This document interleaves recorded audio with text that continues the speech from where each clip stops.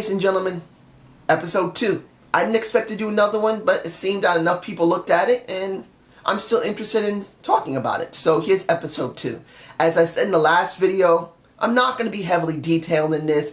I am not an anime reviewer. And RWBY to me is anime. Even if it's American anime, it's still anime. It's not a cartoon. At least for me. And the thing I'm going to first talk about is the SME house. The mansion, I shouldn't say house, the mansion that you see Weiss walk through. You see one hell of a mansion. And I gotta say this about Weiss. She still looks... I've never been a big fan of Weiss. I didn't hate her, but I never was a big fan of her. In this situation that we're focusing on her past and her present, I'm more interested in her. And she still has the best looking legs in the entire thing next to Cinder. I'm just saying. But the first person we see is Whitley, the youngest of the entire Smith family. And his feeling about seeing his older sister home was positive. Now, from what we saw of Weiss, she always seemed to get an attitude with him, not just because she's sassy and she's a tsundere, but I felt that the attitude of the family usually is she's never really been the one that really works well with the family, even though she's done what's needed for the family. And she's always been middle child, so a middle child always has an issue. For me personally, I'm the youngest of 5 kids, and only 3 were born and lived. 2 were never having a chance to actually survive. So when it comes to Whitley, I can see a little bit of his attitude similar to myself. I want to please. When I was young, I wanted to interact with the family I had, which didn't really happen that much. There was almost no interaction. And that kind of fits Whitley. He looks like the type that wanted to interact with his family, but couldn't because of the situation with the family and the attitude of the family. And you heard what Weiss said. When he was talking about Winter, she said, I always thought you hated Winter. And he said, well, I don't like her, but doesn't mean I can't admire her. And I thought that was very, very interesting to know about Weiss and her brother's interaction. Now you have the, I forgot the guy's name, Colin, I believe that's the name of the butler there. It's good to see that he's someone that's kind of been the supplement for the father. It's obvious. He keeps Weiss happy. I think he also did this with Winter, and obviously he's doing this with Whitley. He's the one that gives them a little levity from their parents. He's the one that understands them other than being Smees. And that little interaction he had with her after she saw her father in Ironwood was a very nice thing to see. That there's someone there that Weiss does understand and that understands her. And now it comes to what went on when it came to Ironwood and when it came to Jock. Jock Smee. Where the hell did he get this name from? That sounds French. Probably was. But, sorry, I'm still a little sick. It's crazy in this apartment. Look, when you see Jock, the only thing he cares about is making sure his company works. To make sure his company's making money and make sure his family's taken care of. As far as it comes to Atlas, I just don't feel like it's the focus of the entire show. In other words, the show of his company to the kingdom and to the academy and to the people. He doesn't really care as long as he's getting what he wants. Now that's a very good thing to see. Now you understand the reason why Winter and Weiss decided to just leave, because they felt like the company was the most greatest point to him and it wasn't just a family. Now it's also a flip side because they're not seeing from his point of view. His family means everything to him. His family business means everything to him, and he's going to do whatever he can to protect it. But now once Ironwood leaves, and you can see 5 o'clock shadow, Ironwood has changed because of what happened at Beacon and what happened in Vale. Things are different. There is an embargo set up between the other 3 kingdoms And I believe he's the one that set that up to try and show the other kingdoms that we are willing to take responsibility. No one knows what happened after the tower and beacon collapsed, and that's where the communications went. They have no way to show proof that it was not their fault. It was Cinder and the White Fang that caused this mess along with the Grimm. They have no proof, so he's doing whatever he can to do damage control to try and keep Atlas looking clean. It's understandable. If he doesn't, Atlas could be considered the one who caused war. And after over 80 years, they don't want to go back to that. And the last thing we could talk about, what happened in the mansion of the Smee, is Weiss's dad saying to Weiss, we're going to have a little get-together because of what happened in Beacon. What happened in Vale. I want you to be there and I want you to sing. She didn't want to have nothing to do with that. She doesn't want to sing. She doesn't want to do what she used to do. But she wants to be a good Smee. She's now been forced to come home because of what happened in Vale. She can't go back to Vale and she can't go back to Beacon. If Ironwood has his way, he would take her into the academy there. And she doesn't want that either. To be like Winter and become a soldier there. She wants to be independent. But because she's stuck there, she's doing what's good as a good Smee little girl. At least for now. But it is obvious she doesn't want to do it. She doesn't want to have nothing to do, but she's going to do it. Now here's the next scene. That was the most important thing to me. 3 things. 1, we get a little backstory of Jean. We also get a little backstory of Ren and Nora. Even though it's extremely brief, we do get something. You see how John talks about, what is the place of the name, is Sheem. That was the next place they were going to head to see, well, on their way to another place, I believe. Because they were on their way to one place to see if they can get an airship to head to Haven and Minstrel. I don't believe it was Sheem. I think that was one of the places that were heading. I think it was Sheem. I could be wrong. You guys tell me below if I am wrong, because like I said, I am not a heavy reviewer of anime. But as they were heading there, he talked about his life with his family a little bit, and that he went to Sheem a lot. That he went to the trails there, he went to the parks there. His sisters braided his hair and he did not like it.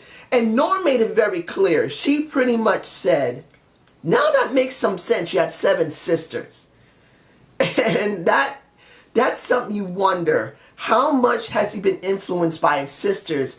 As much of his family, of his mom or his dad, you wonder what they've been talking to him about when he was growing up. Because he had to hear the stories of his grandfather, his great-grandfather, his father, being a warrior, being warriors. But then he's dealing with 7 sisters that is treating him in a way that a warrior doesn't want. I think that's the reason why he felt like he had to prove to be a man. And that was in episode 8. And episode 7 of volume 1, I believe. And don't know, was it episode 8 and 7? I believe it was episode 8 and 7 of volume 1. No, not episode 8 and 7. I think that was episode 11 and 12 of volume 1. He wanted to prove that he was a man. And I believe this is a reason why. Now, when you go beyond that, when he was talking with Ruby, and it was a cute little scene to see Ruby and him together. They kind of really compliment one another.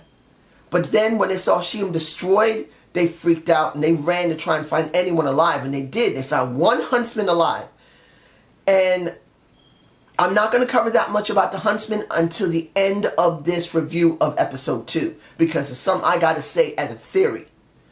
But when they're told that bandits attacked Sheem, and then after the bandits attacked, the Grimm came because of the shock and the panic, you could see how upset everybody was.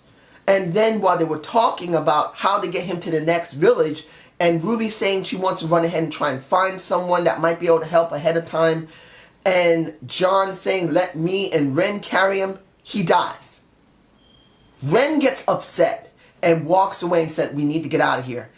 As that happens, you can see how this heavily weighs on John, because he still feels incredibly upset what happened with Beacon, what happened with Vale, and what happened with Pyrrha. But here's the interesting thing. When you see Ren and Nora walk up to a mark in the ground, Ren knew what it was instantly. Nora probably either knows what it is or she knows about it. We do not know how much Nora knows about the people that used to raise Ren.